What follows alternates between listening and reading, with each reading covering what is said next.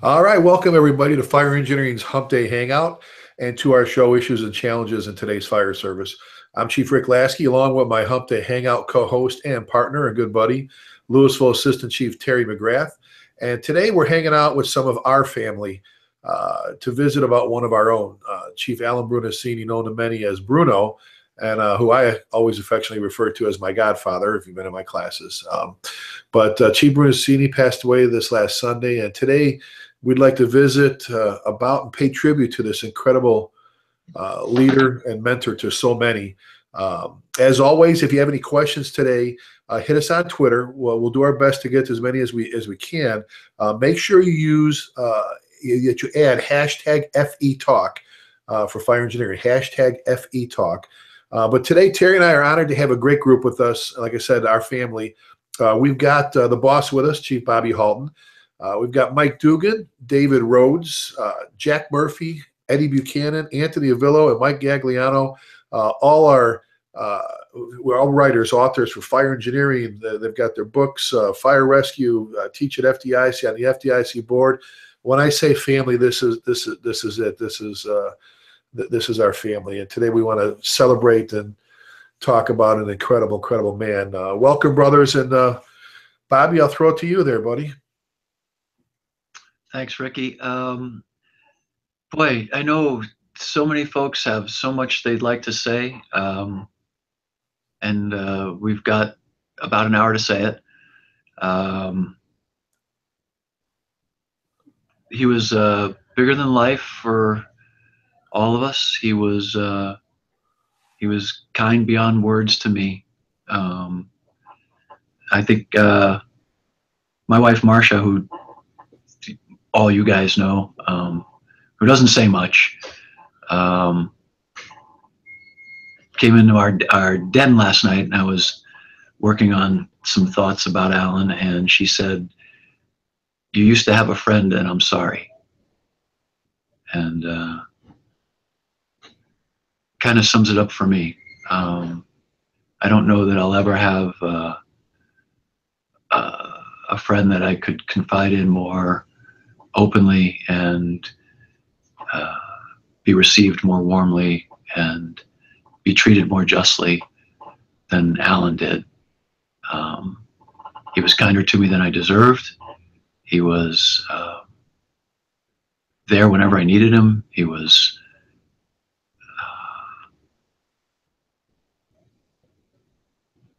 always there. So for a lot of us, and I'm not alone with those feelings, there are thousands upon thousands upon thousands of people who he treated exactly the same way. And so with all of you, I feel the collective loss. But keep in mind that Alan and I used to joke, we used to say, he once said to me, and I always reminded him of it, he said, "I always tell people I'm a stoic because it's easier than telling people I don't give a shit." So, which doesn't, you have to understand what we mean by that. It's not that we don't care about people or things or places, but that we understand perspective and will and discipline and action, and from a personal standpoint. And the thing about today, and you know, obviously it's hard not to feel loss, but I'm so grateful for every minute I ever had with him. I'm so grateful for all the stupid stuff we got to do together. We both love cars. We both are horrible mechanics, but we're really good with a polishing cloth. And so we both love to clean big cars, different kind of cars, but so we would talk a lot about that kind of stuff, and fire trucks. We love fire trucks, clean red fire trucks, and so simple stuff like that that I'm so grateful for. I'm grateful to Rita Brunacini for allowing me to have so much of her husband's time. I'm grateful to John and Nick and Candy for allowing me to intrude on their dad. To all the grandkids who he loved incredibly dearly. Time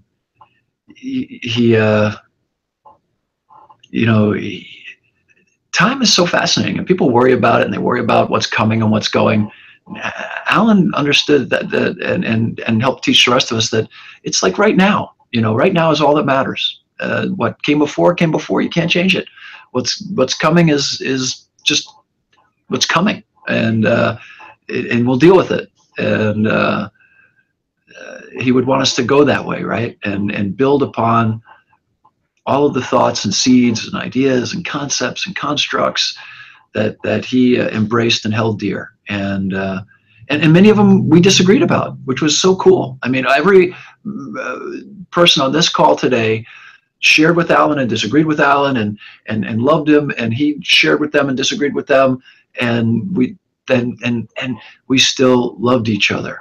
And I think that's what is so important in a relationship. It's not agreeing with somebody, and sometimes we did agree, but it's disagreeing and still being in love, and disagreeing with a smile and a warm heart and an understanding mind. And he had all those things. Seneca once said, "Most powerful is he who has himself in his own power." And Chief Brunacini was always under his own power. He never allowed himself to be swayed by the emotions of the group or the ideology of the day or the whims of the many. And we all love him and continue to love him in the moment. And as long as we continue to hold him in our hearts, he's not gone. And every single one of us, there's a little goofy piece of Alan. So, and he'll never be gone, Bobby. You know, and I know for you, and I'll say it. We were all very close to Chief Brunacini, to Alan. I don't think I've ever called him Alan. I've always called him Chief. But I always refer to him, like I said, as my godfather. But he really was like another dad to you. And I know the closeness that you had. He's mentoring. No one, and like I said, he'll always be with us, because no one will ever come close to accomplishing what he did in the fire service. And I say it with all confidence. Jack, you've had the opportunity. You've been doing this a long time, brother.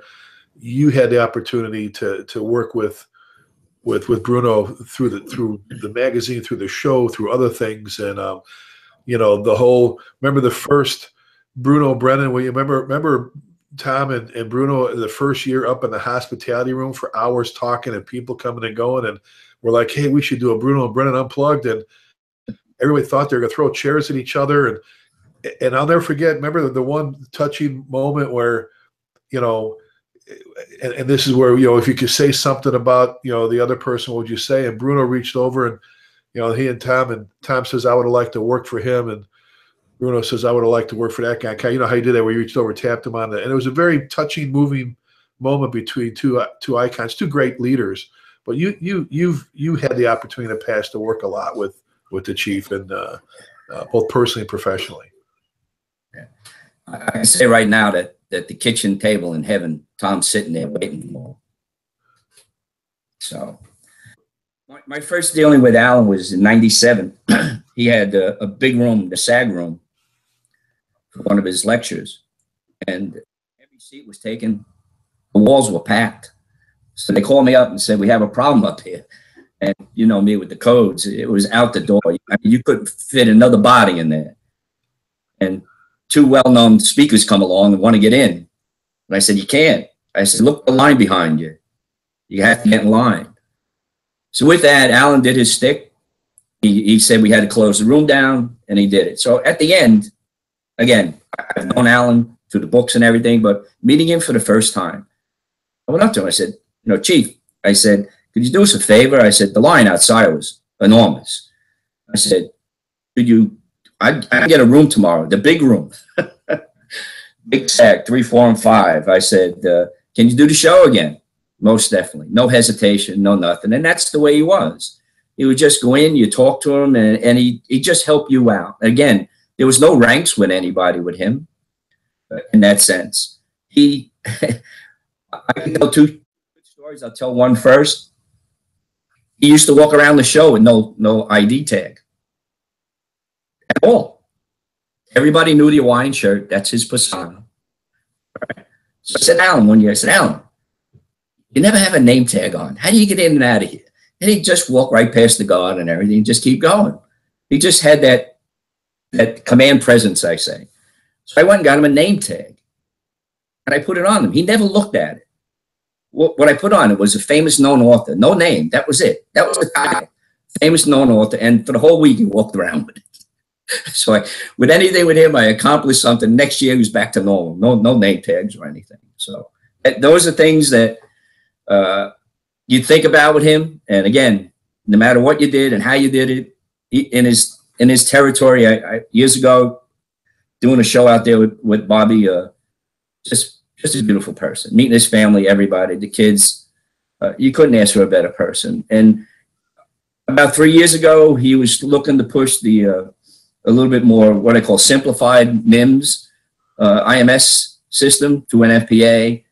And around here, we wrote support letters for it. It didn't go through, but he was constantly thinking. He never retired, never did. And to this day, all the things he helped everybody out with, we're going to carry that on. So thank you. Well, and Bobby, you remember the story, like, you and I and all of us travel back and forth and to Canada. I'm like, I used to ask him, I said, Chief, how do you, it's like the soup Nazi. I have to go through there with yes, no, to the customs group. I said, when you go, do you say business or personal? And Bruno would always say, I'm here to visit my grandmother. And they never question him. I'm here to visit my grandmother. I'm going, okay, that's he just always, the whole customs thing. I do have to throw something out there. And Murph, you said it, Bobby, and everybody here is going to say a lot of the touch on this, that he's always going to be with us. Bobby, you had us go out to Rogers, Arkansas, a bunch of us, a couple years in a row. And one year before FDIC, the FDIC Advisory Board, we got in your car and you were driving. I was in the passenger seat and Alan was in the back seat. And it's 4 hours or so to Rogers to go teach. And I use this example in class all the time when people say, well, I know everything, or I don't need to train today. And the whole trip there, do you remember, Bobby? I'm sitting there. There's one point I want to take a little nap.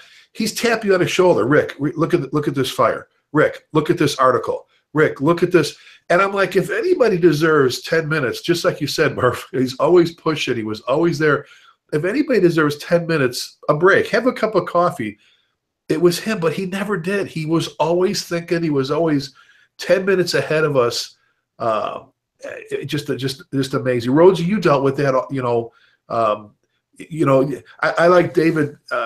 We've talked about this before. Your sense of humor and Alan's are so much alike because you kind of sneak up on us and make us laugh or kind of throw a shot once in a while. I love that about you. But you got to work with him a lot, like all of us. Yeah, and every now and then I'd say something and he'd be the only one that would laugh. So that was kind of cool too. So yeah, we did connect. I guess the fire service will have to implement a change in their writings. We'll have to have the fire service before Bruno and the fire service after Bruno. This is going to be difficult without him. I think his secret, even though he was tactically brilliant and he could discuss anything with you with a firm education on it and with his experience. But the one thing that he never forgot is it was all about the people. And definitely when he pointed out in his book, we spend more time and more money on our fire trucks than we do our people. It sort of resonated across the country with a lot of fire chiefs because we get so caught up in managing things that sometimes we forget the people. And I think no matter who you were, if you were a recruit and he happened to be coming through town and he talked to you, or if you were a chief from New York or wherever, every encounter he made you feel special. And I think that's why he's so popular. All the smarts in the world and all the great articles and all that, and what does it, it's the fact that when you're with somebody, you truly make them feel special. And he did. there was no problem he couldn't solve on a napkin. And all of us probably have tucked away in a drawer somewhere a Brunacini napkin or a little doily place setting or a tablecloth torn off the edge or something where there was some complex issue you're discussing, either about your department or yourself. And in about 4 or 5 steps, he could draw a graph and sort of track it down into 3 key words. And if you took care of those, then you would take care of the problem. It was really weird. Several big events in time, I actually ended up with Bruno. And one was when Brett Tarver was killed there in Phoenix. He happened to be in Atlanta at the Women in the Fire Service, and we were supposed to go to dinner. And to see him get that call and the reaction, I mean, it was unbelievable. I mean, he took off. He barely said bye to anybody, and he was out the door into the airport. So he never lost that compassion and that true caring for everybody. And he felt that way about the whole fire service. And then the other one was right after he retired and all the changes were going on. We were all with him down in, I think we were in Marco Island. And I have never seen that man stay on the cell phone so much because he was so concerned about what was going on. You could see his eyes watering up, and, you know, people were getting transferred and moved around and stuff. And it wasn't because it wasn't his way. He was just worried about the people. And again, that was his strength. And Bobby, you nailed it. It's a rare characteristic these days to be able to fundamentally disagree with somebody and still be friends with them. And that's definitely missing in today's society for sure. It is. It's Bobby said it so perfectly before, and you just did, that you can, you know, we've talked before about Tommy with, you know, we can agree to disagree, and, you know, I don't have to be wrong to be right. And, you know, Bruno got you to think. I mean, he was always 10 minutes ahead of the rest of us. He was always, you know, at the same time, he was the one that kind of was the voice of reason. While the rest of us are jumping out of helicopters with carabiners and that, he was back to that. Show that closer, Bobby, and then say something so you see it pop there.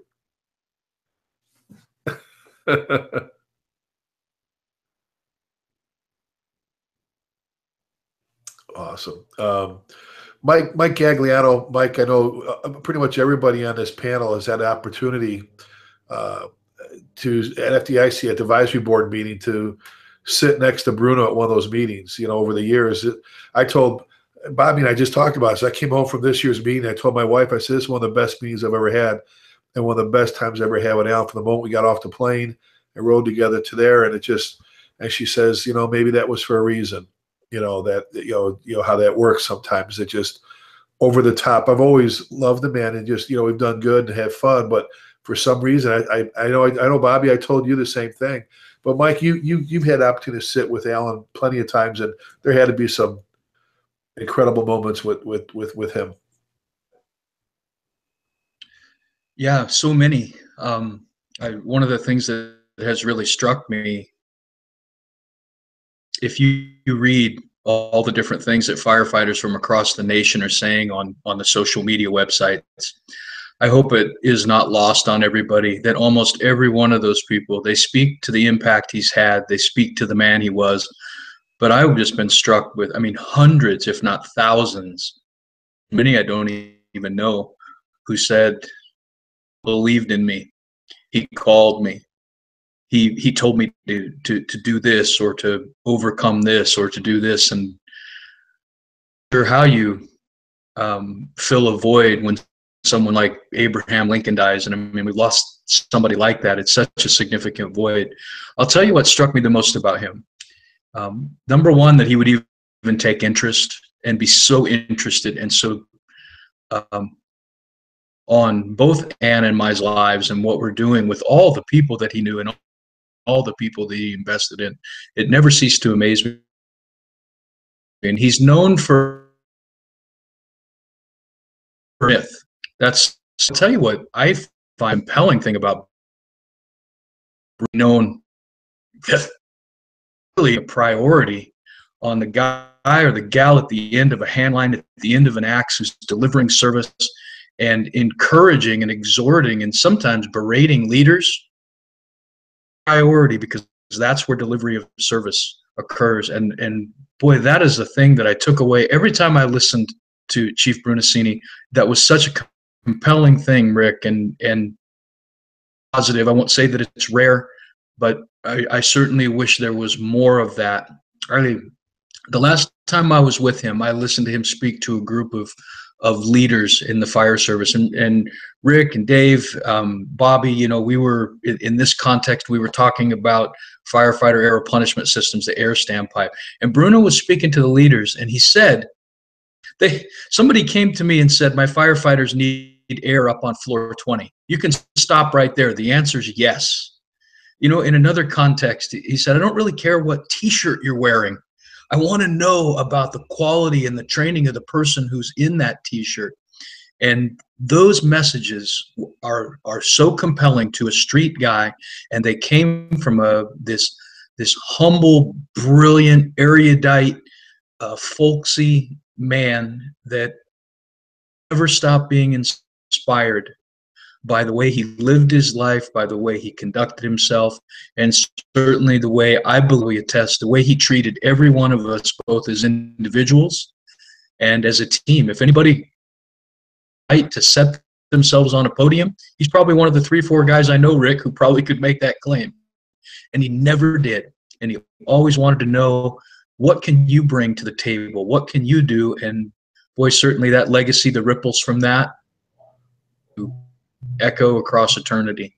And again, we're going to say this all day and forever, and we've said it for years prior to this. You're right, Mike. The impact that this man has had on the fire service, on firefighters, and outside. I think Bobby, if I remember right, he's the only fire chief that was on the front page of the Wall Street Journal. I still have that in my boxes, my archives of stuff. His picture, remember, it was like the little drawing, because they didn't do pictures. They did like the artist rendering thing about customer service. He was on the front page of the Wall Street Journal, Bobby. He won an award for Be Nice as the municipal like employee or whatever, or municipal leader of the year, which was really cool. He also was probably the only fire chief that was ever mentioned on national network television. He was flying one time. It's true. It's an absolutely true story. True story. See, he was flying one time, and a gentleman got on the airplane who was very famous. And the fellow kept shaking everybody's hands. He was a very nice fellow, and he sat right down in first class next to Chief Brunacini. And Chief Brunacini introduced and said, "Oh, you." He said after a little while, the fellow was reading and he was reading. As a matter of fact, he was reading Fire Engineering magazine, and the fellow said, "Are you a firefighter?" And he said, "Oh, yes, I am." He said, and so they started to chat. And he said, "You must be very famous." And he said, "Yes, I have a television show."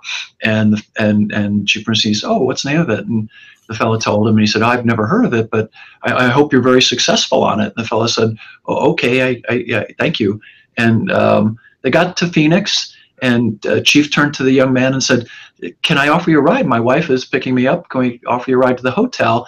And he said, "No, they're probably sending a car for me."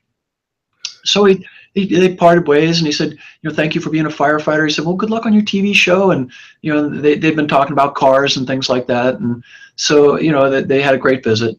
And I'm home in I believe at Albuquerque, New Mexico at the time, with my wife watching television, and we liked Jay. Always enjoyed Jay Leno, and so Jay said that a couple of days ago he'd been on the road and he had a great experience. He said he met a fellow who brought him back down to earth, and he said he got on an airplane and sat down next to a gentleman who introduced himself as the chief of the Phoenix Fire Department. And he went on to tell the story about how Chief Brunacini had no idea who he was, but hoped that he'd be successful on the Tonight Show, which he had never seen. And the chief's phones exploded. His office phone exploded. That was back in the day when you left messages on office phones. And Kathy Helms, who was the chief's probably one of the chief's closest friends and dearest confidants, and an absolutely brilliant and elegant woman, called up the chief and said, "You're now the nation's biggest idiot." Because the whole country is laughing about this guy who had no idea who Jay Leno was. She sent us the tapes, Bobby. Remember, everybody from Baggers, they made copies of the monologue. A copy of the video, yeah. And it's an absolutely true story. The chief was not a big TV guy, obviously, but him and Leno were both car guys, and so they had that in common. And just a neat, typical Chief Brunacini story. He met thousands and thousands of super famous people, and he treated him just like he treated one of us, a firefighter from New York. But it was Danny Sheridan last night called me up, and Danny, like the rest of us, is insecure like all of us. So he didn't, was uncomfortable walking up to the chief, and he did one day at FDIC, and he said, "Chief, my name's Danny Sheridan. I really appreciate everything you've done. I just want to say hi and introduce myself." And the chief said, "Danny, I know exactly who you are." And he told him about all the stuff he had written and places he'd been. And Danny said, "My head wanted to explode." He goes, "How did this guy, who's, probably the most famous firefighter in the entire world, know about me, Danny Sheridan, just a battalion chief on the FDNY, a young man who's just trying to make his way in the world." But that's not how the chief sees any of us. He sees you he sees each and every person for who they are in the moment, and he loved you for it. And if he ever met you and you felt like you were his best friend, you were. Absolutely. And Terry, you can talk personally, as much as Lewisville, Texas does, the fire department there recognized internationally for what they do customer service wise, which the majority of that stuff we ripped off, from Chief Brunacini. But some of the ideas we came up with that were trend setting, the impact in Lewisville. I mean, you're seeing it firsthand. How about Terry? We've said for years, they don't, the guys, they're great at fighting fires. They're in company about cars, but you drive around, the public want to talk to you about, the book, the literacy, the book reading program, that's what they want to tell you. You've personally seen the impact there when it comes to what customer service can do in a busy fire department. Yeah. Yes, sir. And, my role here as an assistant and a co-host to you, but this is a tough show to be on because I didn't have a close connection with Chief Brunacini, although I did have the opportunity to hear him speak, and I did get to read much of what he's written, and it didn't take long to figure out exactly who he was. And so when I talked with you the other night, Chief, and we talked about changing the topic of this show to pay tribute to Chief Brunacini, the first thing that I wrote down initially was customer service. And in thinking about somebody who's had such an impact, and then listening to the stories here today, and I listened to Chief Wells, one of our battalion chiefs, who was really, really touched by just one of those simple gestures that he's coming home from a conference. He was in an airport. Chief Brunacini and him spent an hour talking. Certainly a time when he didn't need to take time out of his life, or he's tired at the end of the day. He's going back home to do his thing. But, it's almost though that the Chief Brunacini learned as much from everyone as he talked to, although they were there to learn from him. And it was always a two-way street. But without a doubt, if you're going to honor someone, I guess, in his death, and that's for people to carry on what he really stood for, or what he was passionate about, and what he was so, concerned about, to make sure that everyone out there was doing the right thing. And that's his customer service message. And that's somewhat of a lost art, I think, sometimes with organizations. It's been mentioned here today. We get so caught up in jumping out of helicopters and running down the street at 60 miles an hour, and what's the next calamity to get involved in, and things like that. But at the end of the day, that's what everybody's here for, and that's to serve other people, but not just serve them, make them feel good while you're doing it. And I really appreciate that angle, or that element of something that he was passionate about, and he never seemed to miss the opportunity to either make people feel that way, or let you walk away from the interaction with him kind of feeling different and feeling better about what it is that you do, and driving yourself to do better. And Terry, don't forget about his passion for smart technology. I've got a piece of it here that he lent me. That an iPad there? Always with the pad of paper. Yeah, the iPad, the real pad. One of our friends, we got a lot of folks watching right now live, and those are going to thousands that'll watch us afterwards as always. But good friend of ours, Chief Joe Kitchen from Bath Township, from Ohio, chimed in to say the collective heart of the fire service is broken. And I'm looking at a lot of guys here that are emotionally trying to wrangle back their tears and everything else. Maryland Fire Rescue, the Institute just posted something, Terry, that goes right what you said. That was, what do you want to bring to the table, from Bruno? What do you want to bring to the table? What do you want to do next? And just throwing that there was just a great thing. Mike Dugan, I'm just trying to hit everybody here. Mikey, Bruno, if you could pick a Bruno moment for you, you know what I'm saying? I mean, what would it be? Meeting Alan for the first time. I'm just a young, dumb kid from New York working in the New York City Fire Department. I'm nobody. And I meet this guy and all of those people who said he made you feel special. He made you feel like you were an important person, like you were his friend. And he did. You were his friend for life. If he thought what you were doing was right, what you were doing was true, and you were living your life the right way, he was your friend for life. And Alan made everybody feel like they were his friend, and they were what they were, and what they were doing was important to him. And it was. And he made us all feel good. And I think there's nothing better than that. He was as humble as a man could be. And that's what made him just the greatest in the world. And when I made it onto the advisory board, he came up and congratulated me and said, I knew you'd be here one day. And I was like, wow, I didn't know I'd be here. And he goes, no, I knew you'd be here. And he was just great. Oh, Eddie, you and again, Mike, it's such an emotional time for everybody, and the one thing that rings through with everybody, what this group here and everybody you run into, is how much of a personal touch there was there. Not just like you see some political people that shake your hand, don't even look at you.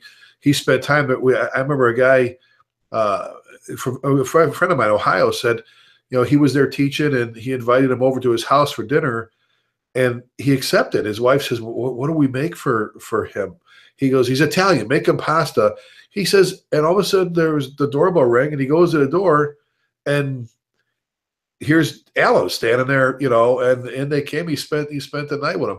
Eddie, you've been with us obviously a long time. I know we've been partners with teaching firefighter safety and survival for a long time. But if we're talking about meeting him and what the takeaways from Chief Brunacini was, or where we're going in the future, what would you have to say, bud?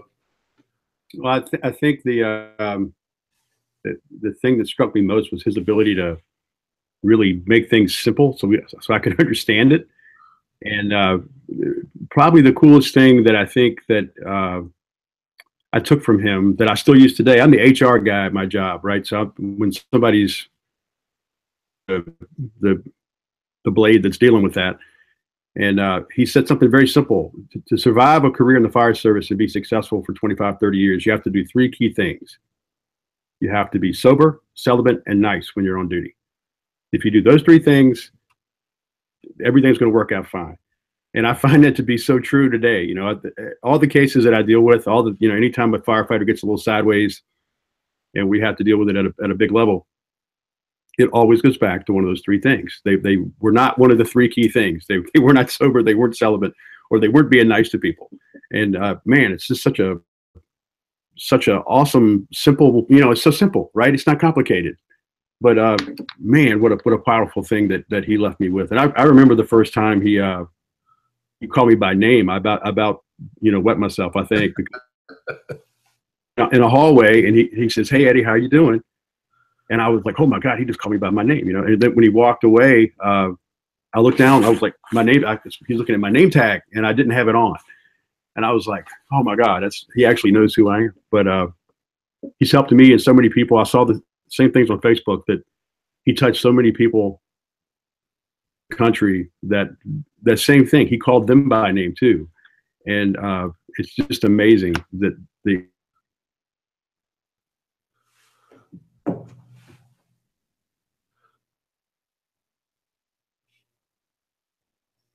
I don't know if I had Eddie, if Eddie froze up or whatever. We got you, buddy. Anthony, great picture of you and the chief. I think holding your book, grins and everything else. I think we may have lost Anthony. We'll wait for him to come back on. But he should be clicking in there pretty quick. There he is. Anthony, let's talk about that moment, buddy. Yeah, I did the same thing. I hit the phone unmute myself. Am I muted? You're good now, buddy. You're good. Talk about that moment, buddy. I'm sorry. I thought I was muted. I'll tell you what. What is it with Italian guys and technology? I want to know. What is it with you guys? Anthony, it's always something, Bobby. Talk about that moment, buddy. Well, that was the last time I saw the chief, and I was with Glenn Corbett. I think Jack was there, and we were coming out of the hotel in Tulsa, and the van was waiting for us. So we jumped into the van, and not knowing who else was in the van. And as I go into the van, and I'm walking, and I see, and Alan's sitting in the seat, and the way I'm positioned, I'm going to be sitting right next to him. And I was like, wow, what a great opportunity to really talk to the guy, because I had talking to him a while, and over the advisory board meetings, but he had that way of just, making you feel at home. He told me that he was working on a book called, I'm not sure the exact title, but something along the line of command behavior. And he said, you know what the problem is out there? He says, the people that are in charge of keeping everybody alive, he goes, sometimes they can't get over their own egos. And he says, the problem is no one ever taught them how to act as a command officer. You have your screamers, you have your people that their egos are so big they don't listen. You have people, he said, so I'm kind of trying to write a book that's sort of going to guide their, after elevation to chief behavior. He goes, because there's really nothing out there like that, and I thought that was so cool. And, I don't know how far he actually got with that.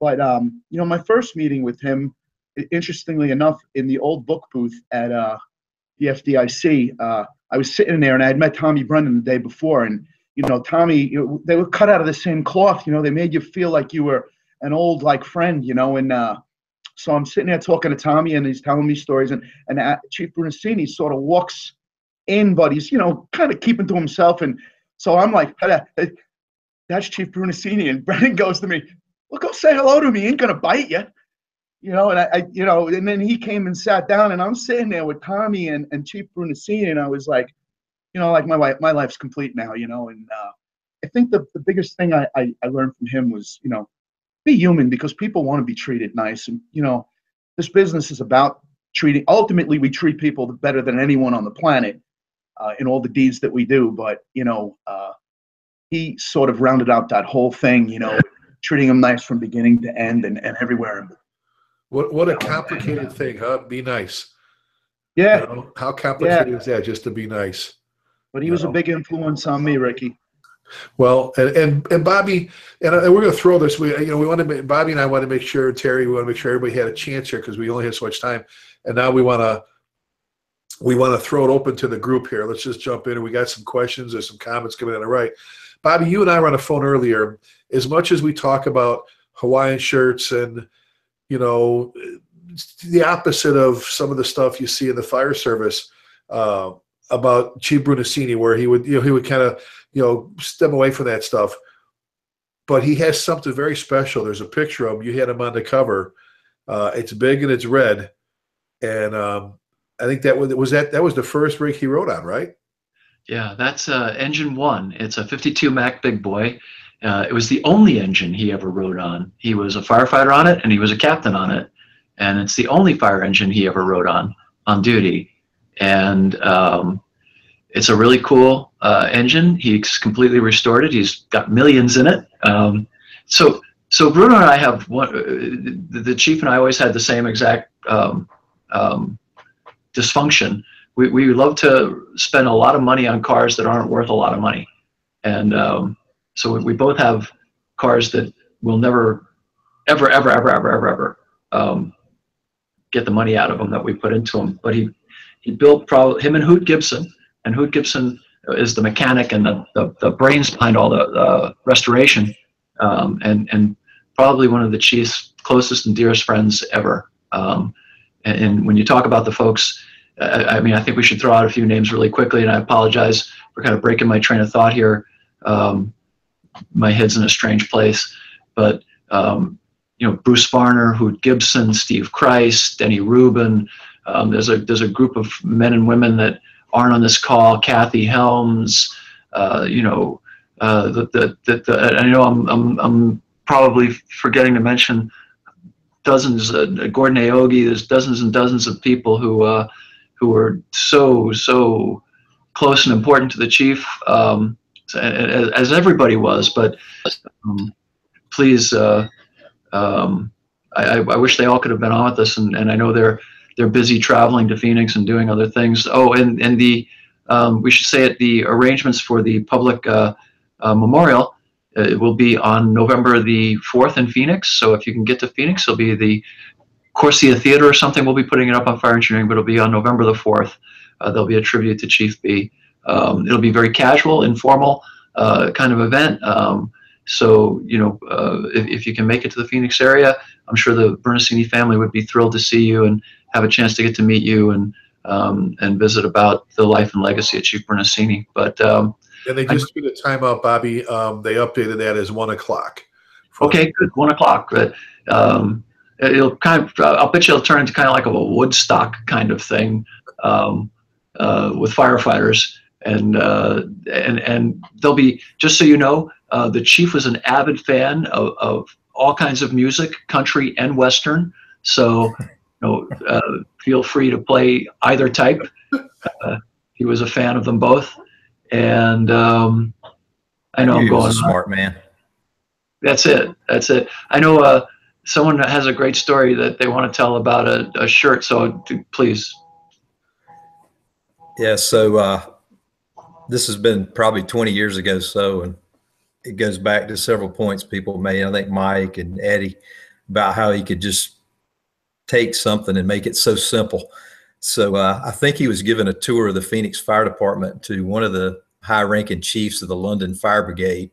And, of course, they're all real militaristic type uniforms and stuff, and spit shined and looking real nice. And so they're going around to all the stations, and there's a group that's out training out back, and there must have been, you know, 20 or 30 of them doing a little company drill or whatever. And they're laying hose and pulling hose and doing different things and all this stuff. And the chief from London has just got this perplexed look on his face. And he asked Bruno, he said, so I'm not real clear on your rank structure. And Bruno said, what do you mean? He said, well, you know, that chap over there has a short sleeve shirt on, and the chap over there has a long sleeve shirt on, and the young lady over there has what appears to be like a sweater apparatus on, and I'm just wondering how that fits into the rank structure. And Bruno looked at him and said, the ones in the long sleeves are cold. And that was it. It was always that short. Just, you know, Bobby, what he's about. We're talking about the one comment I saw that jumped out there was about fire engines. We talked about his engine, and I think the comment Bobby and I were talking about was, I think Alan said, I talked to God, and she said fire engines should be red. And yeah, did I get it right, Bobby? Yeah, just, you know, it was just incredible that way. But go ahead, Eddie, go ahead, buddy. I was just going to appreciate Dave's British accent. That was the main thing I had. Oh man! Well, guys, jump in there. Let's open it up. We got some time, and I mean, yeah. All right. I was out in Phoenix there when he at his command simulator building, and he's showing me around, and I think it was Abbott. I forget his first name there. They showed me through the whole place, the simulations and everything. Then he took me. Don Abbott. Don Abbott. Thank you. Then he took me outside to the incident command bus. Very impressed with what they had inside.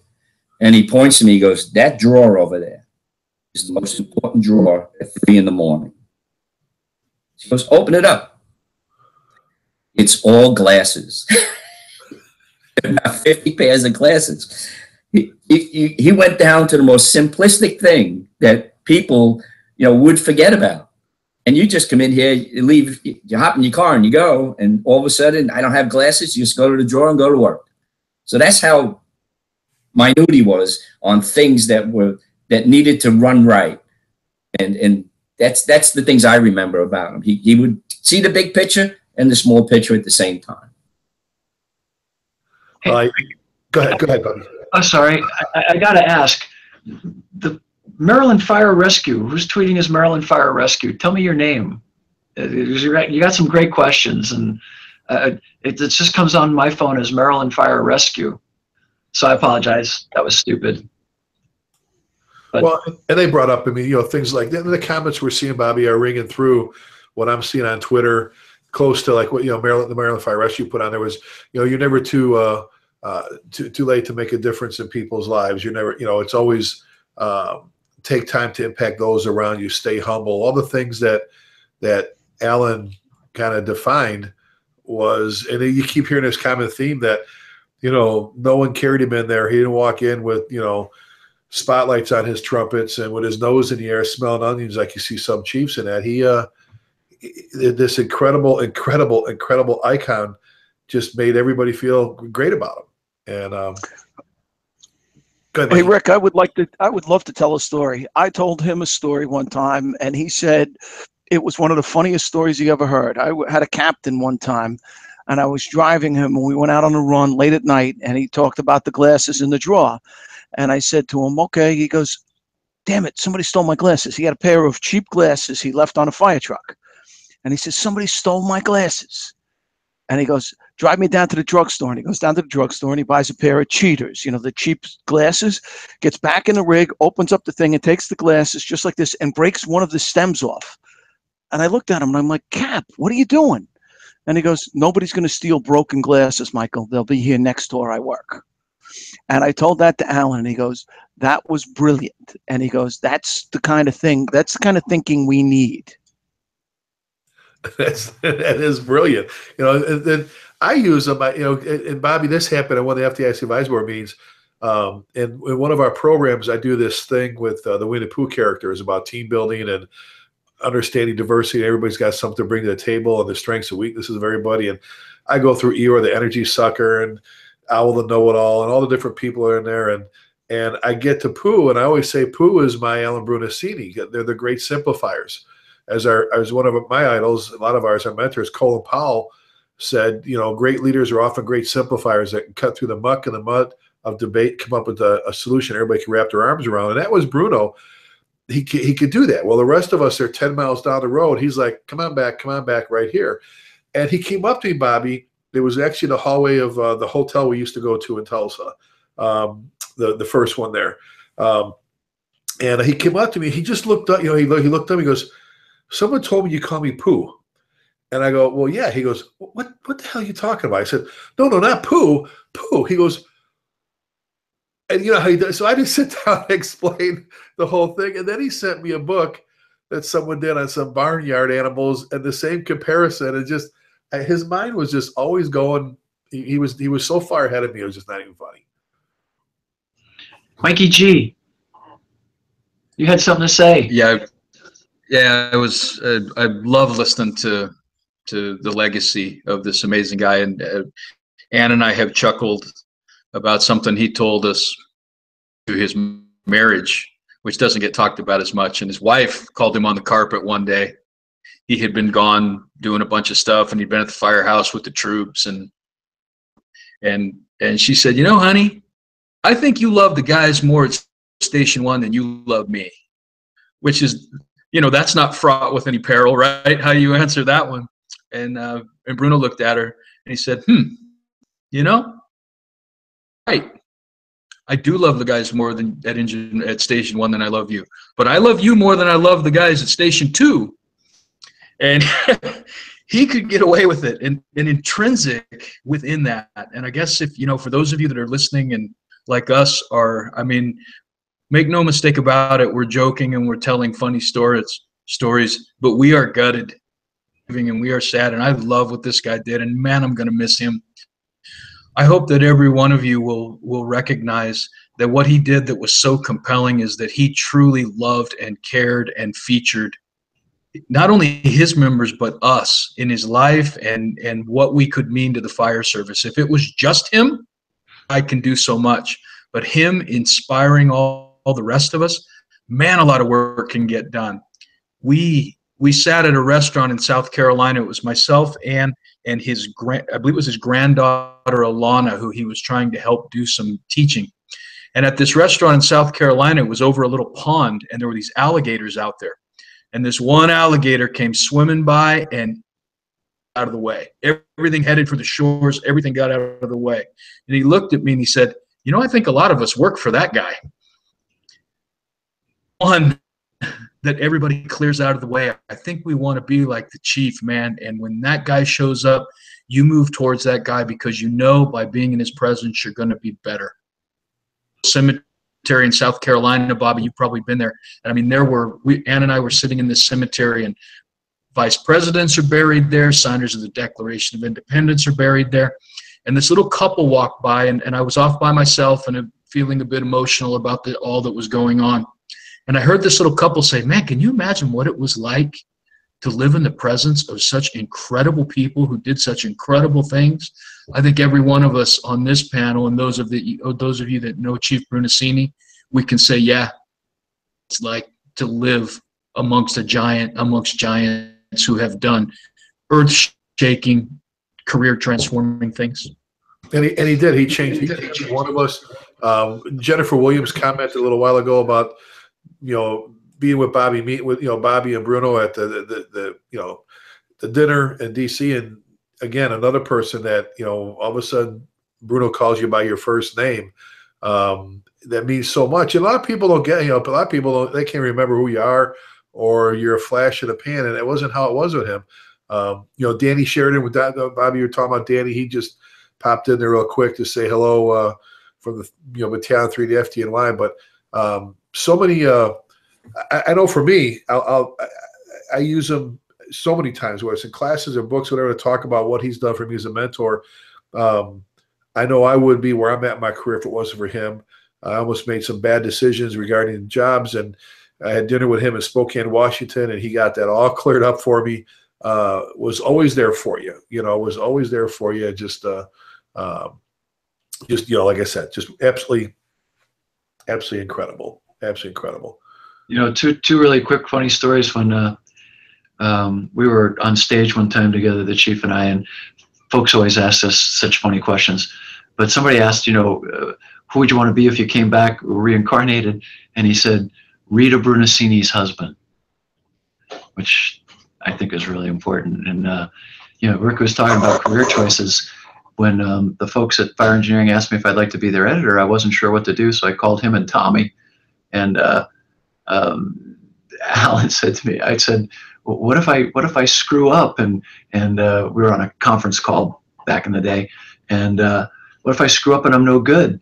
And Alan said, well, then just like Tommy, you can always go around telling people you're the former editor of Fire Engineering. Oh, God. Yeah. One of his abilities to relate, I think, based on his own experiences there, everything wasn't always rosy for him there in Phoenix.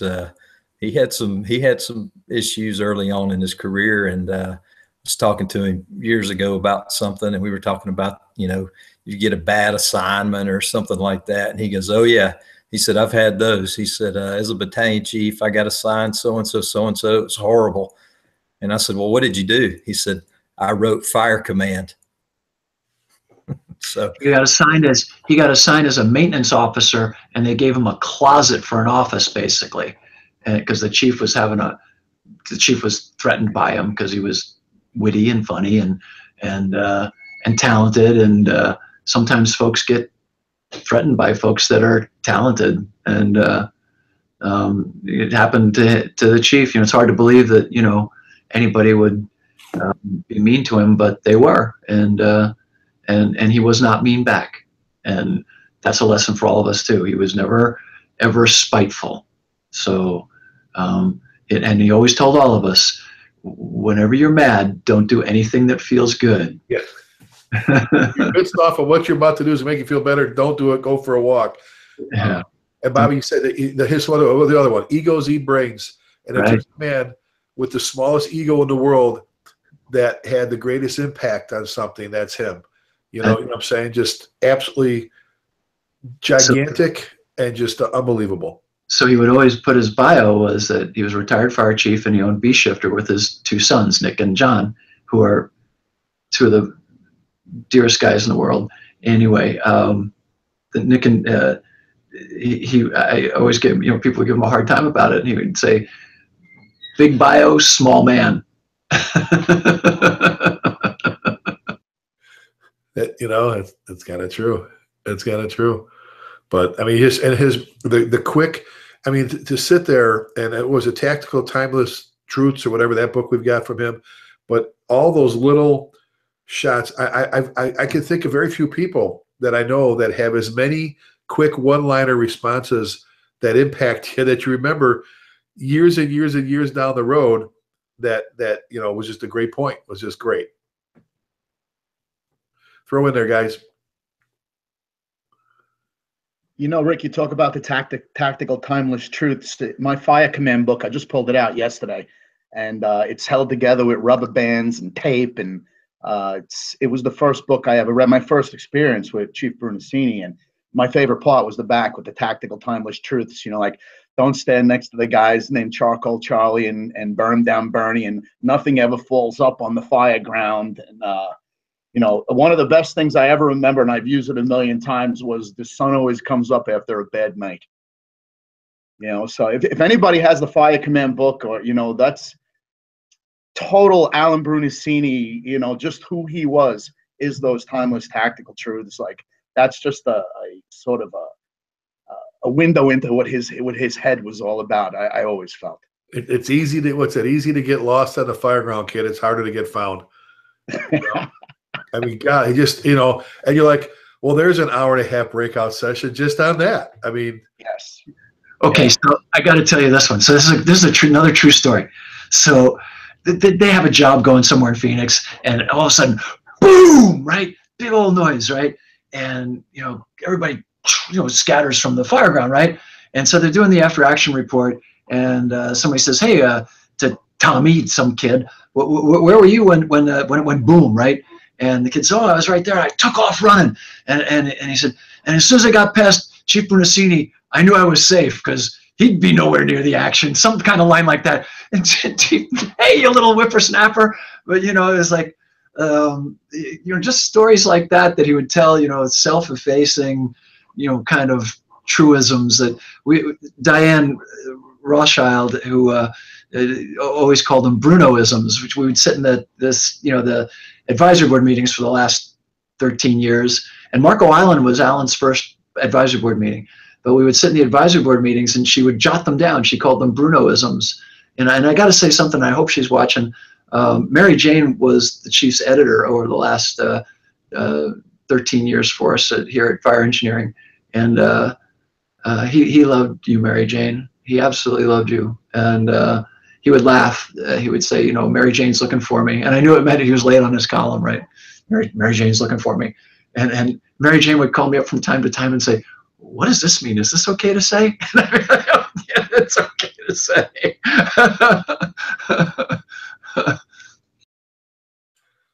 Absolutely incredible. Eddie, jump in there, bud. Am I working? First off, make sure I'm operational here. You're good. You're good, pal. Yeah, the thing that I'm sitting here thinking now is, I wonder how we have to find a way.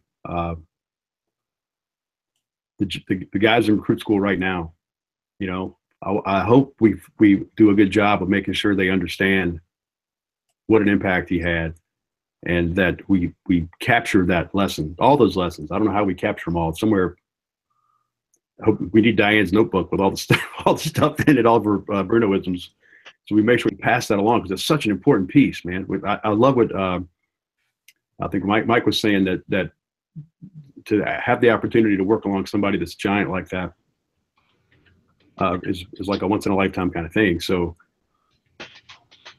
I hope we have a way, and we can go back and somehow capture all that body of work and make sure this stuff gets passed on to this next generation, because it's not just what he wrote down on paper, but just his aura and all the great leadership that he gave us over the time. You know, just thinking of those recruits and how did they? I hope they have that same experience that we were lucky enough to have. You know what's neat, Eddie, is that he taught all of us how to do everything the right way, and now it's up to us to do it the right way. And one of the things David mentioned, that Alan had a love affair with the Lincoln Town Car, which he always drove, and we're going to have him pictured by his new Lincoln Town Car that he recently purchased, a 1972 with 40,000 original miles on it. The thing was beautiful. Even the ashtrays had little lights on them, and little old lady in Albuquerque. Right, and it's going to be my very first cover of Fire Engineering that I took. I took the photo, and so I get my first cover of my dear friend and his beautiful car and you know why? I told him, I said, you know why Italians drive Lincoln Town Cars? Because you can put 5 bodies in the trunk. You know, we could order the hit right now, and there's enough of us. It's just a matter who. Hey, you know what? Let's do this. We're closing in on the end here, guys, time-wise. Let's just go down the line here, and this has been great. Like Bobby said from the beginning, there's never in an hour we're going to be able to talk about the incredible things and the ways this man touched all of us. But closing remarks about the chief and about just where things are. Anthony, let's go with you, buddy. What can you say that everybody hasn't said before? But, Eddie, you were talking about his legacy and that sort of thing. There's a video on the Fire and Smoke Coalition where he talks about firefighters being the business end and how you can outperform any of the safety guidelines that any department puts forth, but it's basically all up to you. And he says, I'm just a 80-year-old guy in a funny shirt, and it's really self-effacing, but it is so solid. It's about 4 minutes. It's on the Fire and Smoke Coalition website, and I use it in every class that I teach now. It's the beginning of every class because it says so much in such a short period of time from such a great guy, and I'll never forget him. Well, absolutely incredible, man. And Anthony, thanks for jumping on here with us today. I know, like guys, all this was short notice. Thank you. And I know there's so many people that wanted to, but we want to have some of our family on here today. David?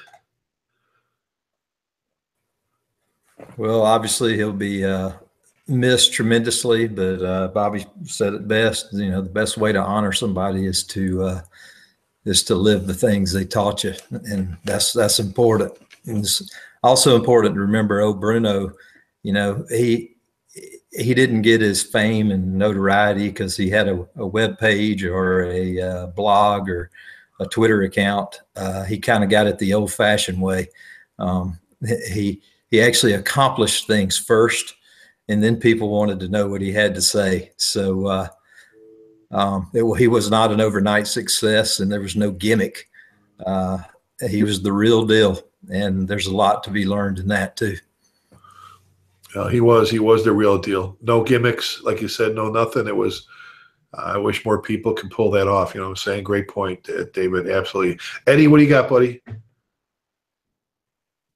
Well, I think my brothers have helped me answer my own question. How do we make sure the new recruits carry on what Bruno has taught us over all these years? And I think the answer is through our own leadership. We have to be the models of what he taught us and pass that down to the next generation. I think it's on us. I think that's what he would tell us. It's on you, man. So, I think that's what I'll take away, is to try to model and emulate as best I can the great things that he taught us. Thanks, buddy. Thanks, Eddie. Thanks, David, again. Murph? Yeah, in the years I've known Alan, particularly dealing with the FDIC, like we all said, I never met a more humble man. Never came with extra baggage. Anything you asked of him, he did, and he did it gracefully. I do remember sitting down with him and talking about his favorite red truck, the '56 Mac. And he proudly sits in Bob's interview in front of. And my area, I have a '55 Ward LaFrance. Just sitting down and discussing things and talking about heritage in the fire service. He was such a complete man that even up to Anthony sitting in the car with him coming back from Tulsa, he was looking to do new things. And that's something I'll always take with me. And the fire service should understand that you never really retire. If you're in the job, you chose to do that, and you do it well, you're in the job. And that stays with you throughout your life. So Alan drive the fire truck through the gates. They'll be saluting up there for you. Love you, man. Thanks, Murph. You're feeling like we all are, buddy. And I know, it's such a hard time for a great man. Mikey Dugan. Yeah, again, the thing that Alan taught me and that showed me that as big as a person what he was in this world, as big of a leader, as big as a man he was, the thing that he taught me more than anything was that, you know what, be humble, because there's somebody out there who's going to take your place. And there's going to be somebody out there who's going to take all of our places. And I don't think anybody can ever take his place. But he made that clear that, you know what, you're helping. You're part of the fire service. And you are supposed to be a good part of the fire service. Thanks, Mikey. Mikey G. Oh, boy. I'll tell you, I really appreciated the text I read from the family to all of us of how proud Chief Brunacini would be that it was Phoenix firefighters that provided him the final service that he would need. And that just resonated so strongly. And how important that would have been to Chief Bruno if he could have picked it, because it's coming for all of us, right? And to be in the town that he impacted so tremendously, to be amongst his people. And I hope it's not lost on everybody. Bruno was out there doing it. I mean, to the very last breath that he took on this earth, to him was you firefighters becoming better, being enabled to deliver this incredible service and this incredible calling that we love. Is just tip my hat to a life well lived, salute him. And now it's our job and to live lives well and serve, calling better. And that would be my final thoughts on the chief. Wonderful. And nicely said, Mikey. Terry, closing remarks. Well, I mean, there's a phrase that everybody I'm sure has heard of, and if you try to wrap your head around it, and that's, I would die a happy man if, and I would have to believe that that the incredible amount of knowledge, inspiration, the people he's touched, the life he lived, and the fact that each person on this panel is out there touching the next generation and doing a fantastic job. And I have to believe that ever since you probably got to know Chief Brunacini, a little part of that has filtered into what you do each and every day. And I think that passing him or him impacting you and thus you impacting the next generation, it's been going on now for a long time, and it will get even more so now, I think, obviously with his passing. But, I guess if you have to sit over here and think of, the positive and the good and all of that, and I have to believe that he left this earth a pretty happy guy, because, if you think of the amount that he has accomplished, and he's not done yet by any stretch. So, it's inspiring to hear the emotion and see the level at which people are deeply impacted by meeting an individual and the amount of impact that he has moving forward. Thanks, T. And I've thought about it so many times about those of us that teach history, especially in the fire service, that how much impact Ben Franklin had, names like that. Here's a guy that just blew Ben Franklin out of the water when it comes to the fire service. Anything else? I mean, just his legacy. I don't think legacy is even a good enough word for what he's done, obviously, in the fire service and outside the fire service, and done for all of us. I'll never forget. Again, everything he's done for me. Us Italians consider our godfathers. It's a very very special person in our life, and like I said, over the years, I started calling him my godfather. That's how I would refer to him in his class. And when I give him a hug and a kiss on the cheek, that's what I would call him. And I thank God, and I did the other day, they have an opportunity to have spent some time with an incredible man. I want to thank our family that was on today. Bobby said it so nicely before that we wish Dennis Rubin and Kathy Helms and Bruce Varner are some of Alan's other very close friends. We've only got, some people are busy traveling, trying to get, out west, but so many great people. But I just want to take this opportunity to thank the family we had on today, Anthony Avila, obviously the boss, Chief Bobby Halton, and David Rhodes and Eddie Buchanan, Jack Murphy, Mike Dugan, Mike Gagliano, Terry, as always, guys, thank you so much. Don't disconnect yet. We're going to stay on just a little bit afterwards. But thank you guys for today, and thank you for all that you do. We're all on Twitter and Facebook and all that, folks, for our viewers and listeners. So hit us on any of those or zip over to our sites. Our next show that Terry and I will be doing will be November 15th. You can catch always some great Humpday Hangouts here on Wednesdays at 12 noon Central Time, 1 o'clock Eastern Time. You get to interact with some wonderful people, just like you do with the radio shows in the evenings. But in closing, and I know, and I want to say something to Mike Gagliano, God bless you, brother, for flying the flag behind you. Saw that. I want to mention that earlier. But in closing, as we always say, please keep the men and women serving armed forces in your thoughts and prayers. And remember, never forgetting means never forgetting. Be safe all.